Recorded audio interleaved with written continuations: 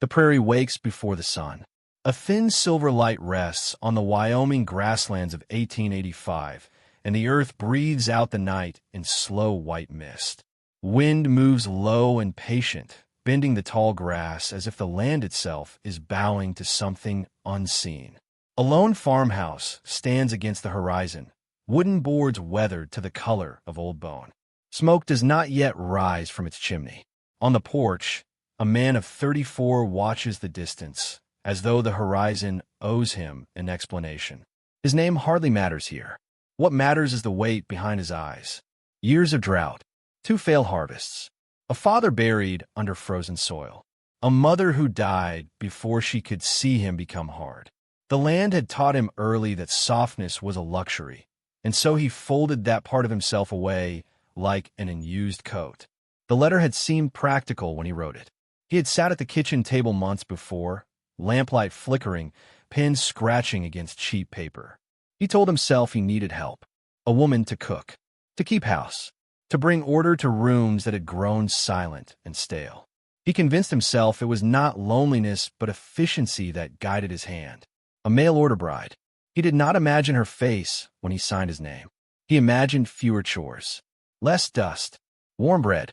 Now the train whistle sounds faint in the distance, carried thin by the wind, and something uneasy stirs inside him. He shifts his weight. Regret does not shout. It hums low and constant.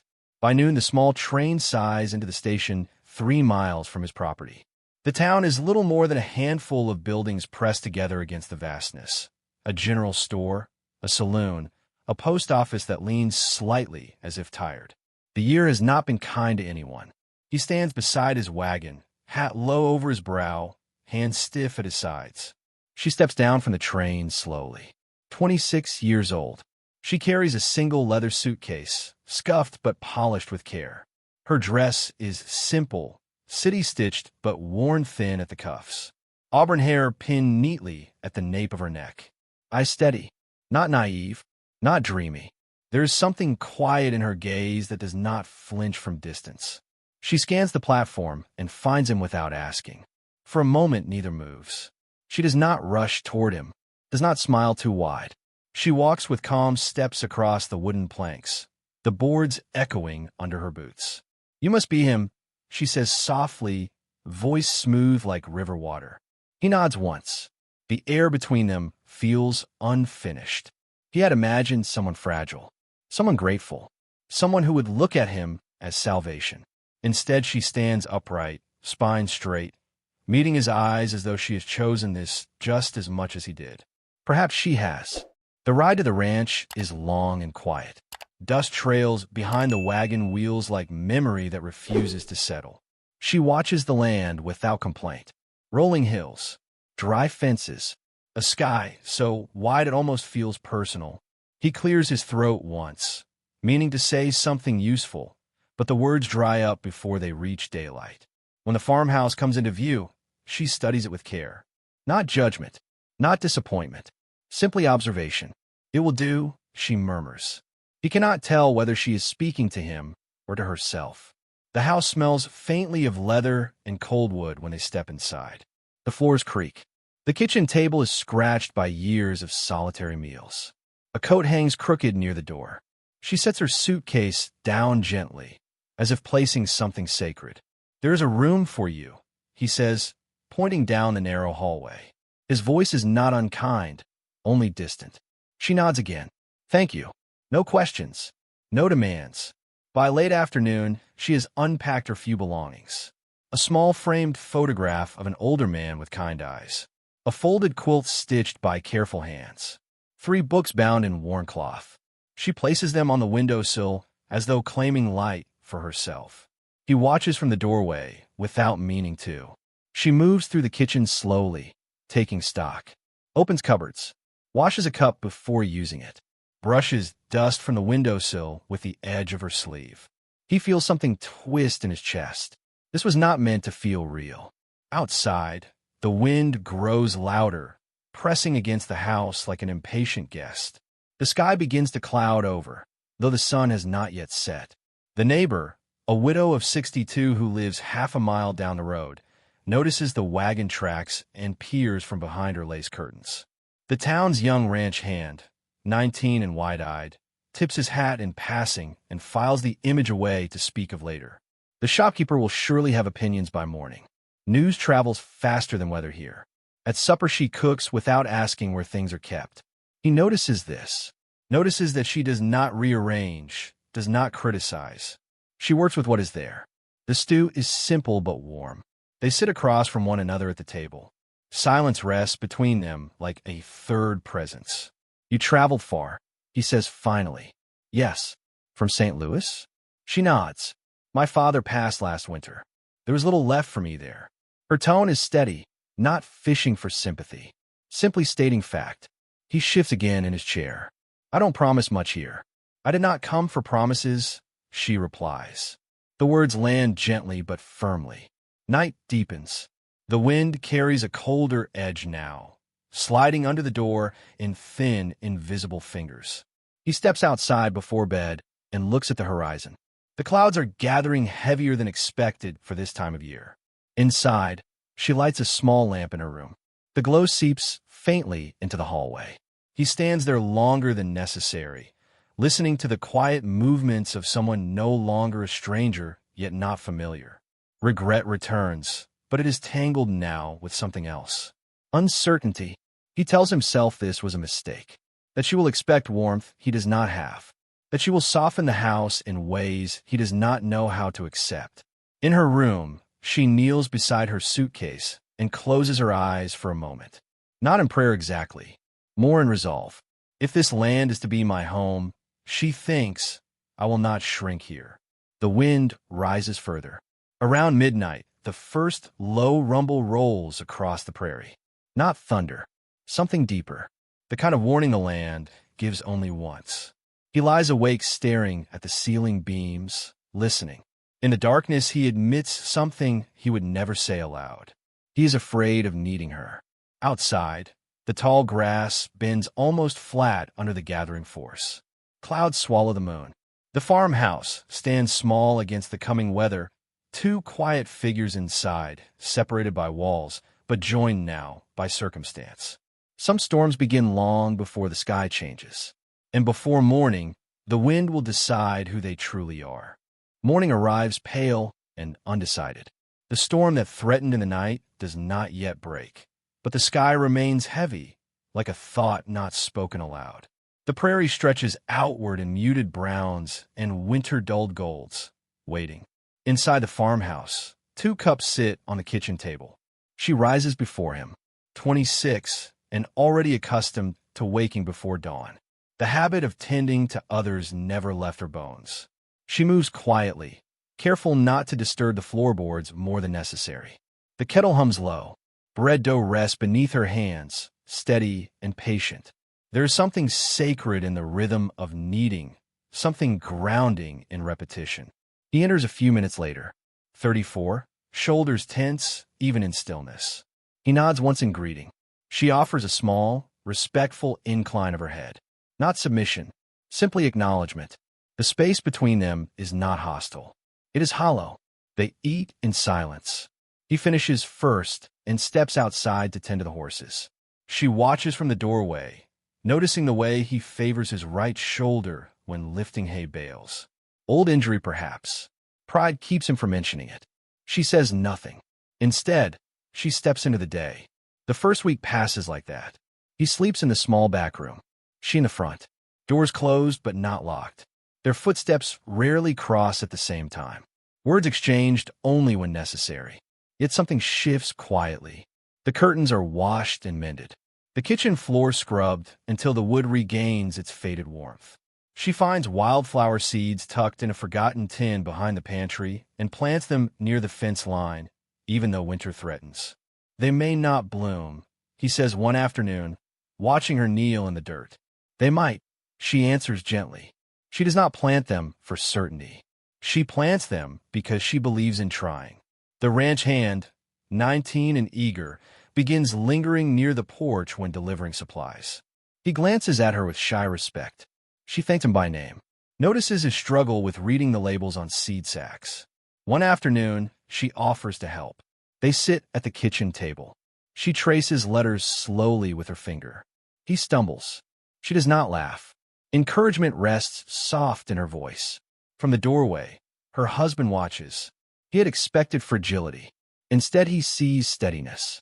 The widow neighbor, 62 and sharp-eyed from years of surviving alone, visits with a pie one afternoon. She studies the heroine carefully, as if measuring her spirit. The two women speak quietly over tea. "You are not what the town expected," the widow says. "I rarely am," she replies. The widow smiles knowingly. The town whispers regardless. "A mail-order bride," they say. "Poor thing. Must be desperate. Or foolish." She hears it in the general store, feels it in the lingering glances. But she walks upright. She has known worse than whispers. Evenings remain restrained. He returns from the fields, tired and dust-covered. She sets a plate before him without fuss. Once their fingers brush by accident when passing a cup. He pulls back first, not from disgust, from unfamiliarity. One night, the wind presses harder against the windows. The temperature drops sharply. He notices the fire burning stronger than usual. She has stacked extra wood near the hearth. "You didn't have to," he mutters. "I know," she says. "That is all." But something warm flickers beneath his ribs. He begins noticing other small things. The horse is calmer when she approaches. The barn organized. The tools arranged neatly after years of careless stacking. Even the silence in the house feels less suffocating, though neither acknowledges it. Still, he keeps distance. Pride is a stubborn companion. He tells himself she deserves little expectation. He tells himself he will not grow accustomed. He reminds himself this was an arrangement, not affection. Yet one evening he pauses outside her door when he hears her coughing softly. Not dramatic, just persistent. He almost knocks, almost asks if she needs anything. Instead, he walks away. Cowardice does not always look loud. Days blur into weeks. She learns the land quickly. How to mend a fence with gloved hands. How to brace her weight against stubborn gates. How to move cattle with steady patience instead of shouting. The ranch hand begins calling her missus with genuine respect. The widow visits more often. And slowly, the town's whispers lose their edge. Winter creeps closer. The sky grows heavier each afternoon, clouds gathering in slow, deliberate layers. Old men in town mutter about the winter of 1885. They remember the storms that came without mercy. They warn of sudden whiteouts, of livestock frozen mid-step. He listens, but says little. She listens more carefully. One evening she stands beside him on the porch, not close enough to touch, close enough to share the horizon. "It feels like something is coming," she says softly. He studies the sky. The air smells metallic. The wind carries a sharper bite. "It's only weather," he answers, but his voice lacks certainty. That night the temperature drops without warning. The wind does not howl at first. It whispers, slides along the house like fingers testing weakness. Snow begins in thin, scattered flakes, drifting lazily. By midnight the world outside turns restless. The wind strengthens. Snow thickens. The barn door slams once. Then again. He rises from bed immediately. "Stay inside," he says as he pulls on his coat. She stands in the hallway, lantern light casting gold around her face. "Be careful," she says. The words are simple, but they hold more than politeness. He avoids her eyes as he steps into the storm. The door closes behind him with a heavy thud. Within minutes, the wind swallows the porch. Snow lashes sideways, not downward. The sky disappears into white chaos. The barn door tears loose under pressure, banging wildly. Livestock shift and panic. He fights against the gale, boots sinking deep. Inside the farmhouse, she stands still, listening. The house groans under the weight of wind. The windows rattle violently. The lantern flame trembles. Minutes stretch into an hour. The storm grows savage. She presses her hand against the cold glass, trying to see beyond the blur of white. There is nothing. No shape, no movement, only endless snow. Another hour passes. Her breath grows shallow.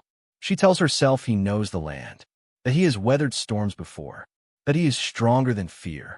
But doubt seeps in like cold through cracks. The widow's warning echoes in her memory. The winter of 1885 shows no mercy. The wind roars now, no longer whispering. She wraps a shawl tighter around her shoulders, steps closer to the door, listens for hoofbeats, for footsteps, for anything. Nothing returns. The storm does not care about pride. It does not care about regret. It takes what it chooses. And as the wind rises into a furious howl, she realizes something steady and undeniable. He has not come back. The wind outside grows so loud it feels alive. And somewhere beyond the white curtain of snow, he is alone. The prairie erases tracks quickly. Inside the farmhouse, a single lantern burns on the table. She stands beside it, heart steady but no longer hollow, waiting, and the night stretches on. The wind howled with a voice older than the land itself. Snow whipped across the prairie in sheets so thick the horizon vanished entirely. The farmhouse trembled under the gusts, boards groaning like old bones. Inside, the lantern flickered, casting shadows that danced against the walls. But the warmth it offered was small, fragile against the storm's relentless reach. He rode through the white madness, boots frozen to stirrup, reins tight in his fingers. Each breath came sharp and biting, carving ice into his lungs. The barn door had torn free, cattle scattered, some already struggling to keep their footing. He spurred his horse harder, but the snow made each step uncertain, the ground like soft glass ready to break. And then the horse stumbled. He felt the cold strike deep into his bones as he fell, rolled once into the icy ground. Pain shot through his leg, sharp and unforgiving. The world tilted, spinning, before settling into a blur of white. He tried to rise. Could not. Panic pricked at his chest. The wind screamed louder, relentless, carrying the echo of every failure he had ever known. Hours passed, though time had lost meaning. His fingers, stiff and numb, could barely grasp the reins. Every movement was a battle. Snow filled his eyes. His body trembled uncontrollably. Death, sudden and impartial, seemed to hover near, a silent companion waiting patiently for him to surrender. Inside the farmhouse, she waited. She had heard the barn door slam. She had listened to the wind for hours, heart steady even as the minutes stretched into an eternity. She knew him well enough by now to understand that he would not call for help. He would not admit fear, even if the snow buried him. She wrapped herself in every layer she had, lantern in hand, boots laced tightly, and stepped into the storm. Each step was deliberate, measured. The snow bit at her face, stung her eyes, threatened to steal her balance. But she did not hesitate. She did not falter. This was not courage born of love, not yet. It was quiet loyalty, patience honed through years of solitude and survival. She would not leave him to the storm, no matter how bitter, no matter how long the gale lasted. Hours passed in the blinding whiteness. Every tree, every fence post, every shadow was the same. Yet she pressed on. Her boots sank into snow, her fingers numb, her cheeks raw, her lungs burned, her throat dry. Still, she called his name softly into the wind, words swallowed before reaching him. And then she saw him, half buried in snow, twisted in the shadow of a toppled fence. His horse lay near, exhausted, its breath misting in the frigid air. He could barely move, each attempt a hiss of pain. His eyes widened in disbelief. "You came," he whispered, voice hoarse, but the wind snatched it away almost immediately. She knelt beside him, ignoring the sting of snow in her clothes, the chill that seeped into her bones. She reached for him, steadying him, speaking softly even as the storm roared around them. "Breathe," she said. "In, out. Keep your eyes open. You must breathe." He tried, shivering violently. The pride that had kept him distant, cold, unreachable, melted in the face of her steadfast presence. For the first time, he felt the fragility of his own mortality. And he saw her, not as someone convenient, not as someone ornamental, not as someone ordered from a letter, but as someone unwavering, brave, and whole. Together, inch by inch, she helped him toward the farmhouse. She leaned into the wind, dragging him across the frozen expanse. Snow cut at their faces. Ice clung to their boots. Muscles ached, lungs burned, yet neither stopped. There was only the rhythm of movement, the warmth of human connection, the pulse of life between them. Finally, they crossed the threshold. The door closed against the storm with a muffled thud. Inside, the warmth of the fireplace greeted them, modest but enough to remind them both that life persisted even in the harshest winters. She helped him to a chair near the hearth.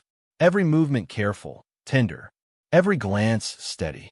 She stripped his outer layers gently, careful not to aggravate the injury in his leg. She wrapped blankets around him, coaxed him to drink warm water. She spoke little, but every word mattered. I am sorry, he murmured eventually, voice breaking. I was wrong about everything. She did not scold. She did not admonish. She simply met his eyes, calm and unwavering. You are here, she said. That is enough. The night stretched on, endless but safe. She tended the fire. She tended him. She tended the quiet ache of a house that had finally begun to feel like a home. For the first time, he allowed himself to be seen. All the walls he had built, the harsh words, the pride, the cold distance, fell away under the steady, unyielding care of someone who had crossed a storm for him. He wanted to speak of regret, to apologize for every wrong thought, every harsh judgment, every moment he had doubted her. But words failed. His chest ached too much, and the fire in the hearth was brighter than any hope he had felt in years. Outside, the storm raged on, indifferent, untamed. Inside, warmth lingered, rising slowly between them like a timid dawn. By the time the first hints of morning light filtered through frost-laced windows, he knew he would never see her the same way again. He had glimpsed bravery. He had felt selflessness. And he had understood, perhaps for the first time, what it meant to be human, to lean on another, to let someone lean on you in return. Sometimes, he thought as he drifted into uneasy sleep, the heart must nearly freeze before it learns warmth. She stayed by the fire, hands folded, eyes half closed, listening to his breathing. The storm outside was a distant roar now, but the echo of its lesson remained. Strength is quiet. Courage is deliberate. Love is steady, even when unspoken. And for the first time, he realized that the house he had thought empty of warmth had been waiting for someone like her to set it alive. The storm passed as quietly as it had arrived. The prairie lay blanketed in white, stretching endlessly under a pale, recovering sky. Frost sparkled on the tips of the grass like tiny lanterns, delicate and unassuming, as if the world itself was holding its breath. Inside the farmhouse, the air was warmer. The fire in the hearth crackled low, the scent of pine and smoke curling around the room. He sat in the chair she had placed him the night before, his leg bandaged and still weak, muscles stiff from weeks of enforced immobility. She moved about the room with quiet purpose, stacking wood, tending a small kettle, adjusting curtains so the light could fall gently across the floor. The house, once hollow and cold, now carried a quiet life. It breathed with them. Every step she took was measured, steady, and the walls seemed to hum softly, as if grateful. He watched her, taking in the way she moved, not hurried, not showy, but with a patient strength that softened even the harshest corners of his heart. He had watched storms come and go, had survived winters and droughts, but none had changed him as profoundly as the hours spent beneath her calm resolve. She glanced up, noticing his gaze. For a moment, neither spoke. Outside, the sun reflected off snowdrifts, a brightness almost too sharp for the eyes. Yet inside, a deeper light stirred. Finally, he broke the silence. Did you ever regret coming here? Her hands paused over the fire, palms resting on the warm bricks. Her eyes met his steadily, with no artifice. I feared being unseen, she said simply. Not hardship, not cold, not distance, but unseen. He leaned back, heart heavy with admission. I ordered you because I was afraid, he murmured. Afraid of needing someone. Afraid of what it would mean if I relied on another, if I let someone matter. Her gaze softened, and then she moved closer, not in suddenness, not in demands, but with the quiet intimacy that had grown over weeks of shared labor and silent endurance. "You are not what I feared," she said, and in that moment, he felt a thaw unlike any the spring sun could bring. Pride and stubbornness fell away, leaving only honesty, vulnerability, and awe. He saw her, not as an arrangement, not as a solution to his loneliness, but as a person, strong and tender, capable of weathering storms, literal and otherwise. The weeks that followed were gentle. He moved back into the shared room, first slowly, as if testing the possibility of closeness. She welcomed the change without question, offering warmth without expectation. Their routines intertwined naturally. Together, they tended the ranch. She rode out to check fences, guided the cattle with quiet authority, repaired broken gates, and managed the firewood. The ranch hand looked on with respect. The widow neighbor offered approving nods during visits, and the town began to speak of the brave missus who had tamed not only the land, but also the storm that had seemed unstoppable. He planted a small tree near the front of the house, its fragile limbs reaching skyward as if promising growth and renewal. He watched her tend it, noticed the way she smiled at simple successes, and realized that the warmth he had resisted for so long had become essential. One evening, they stood side by side on the porch, the snow melting beneath their boots, small streams running along the edges of the prairie. The wind was gone, replaced by a quiet hum of life. Birds flitted from fence post to fence post, cattle grazed cautiously in the thawing fields, and the world seemed to hold its breath in relief. He took a deep breath, feeling it fill him in a way he had not known he could be filled. "I am sorry for everything," he said. "For doubting, for being distant, for expecting too little." She nodded, letting the words settle. And then, as the sun dipped low behind distant hills, he said something quieter, almost a whisper. "Thank you for being you." The words were unassuming, yet heavier than any confession he had ever made. She touched his hand briefly, a fleeting brush, but it carried the weight of all the days they had endured, the nights of waiting, the silent endurance, and the shared triumph over the storm. The prairie stretched outward, blanketed in a soft glow. The land itself seemed to sigh, approving, as if bearing witness to something that had always been possible but rarely realized, a bond formed in patience, resilience, and quiet understanding. "Some storms come not to destroy," she said later, her voice low and reflective, "but to show what we are made of." Love, he realized, was not lightning, not sudden and scorching. It was warmth, steady and enduring. It was patience. It was presence. And now it was theirs. The house hummed around them, walls softened by firelight, floorboards creaking in acknowledgement. Life bloomed anew, subtle, steady, undeniable. He turned to her, eyes glistening with unspoken emotion. The storm had passed. The sky had cleared. But more than that, he understood the gift of being truly seen. And in that understanding, a promise took root. Not a promise of perfection, not a promise of ease, but a promise of constancy, shared in quiet moments and small gestures, forged in the crucible of a winter storm.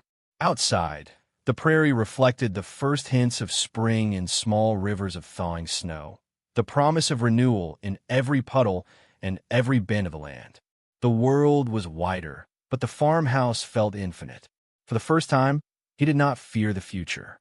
He had learned that some people enter our lives like storms, not to destroy, but to reveal who we truly are, and that some hearts, once frozen by pride and solitude, can learn warmth not in moments of ease, but in hours of struggle, patience, and unshakable presence.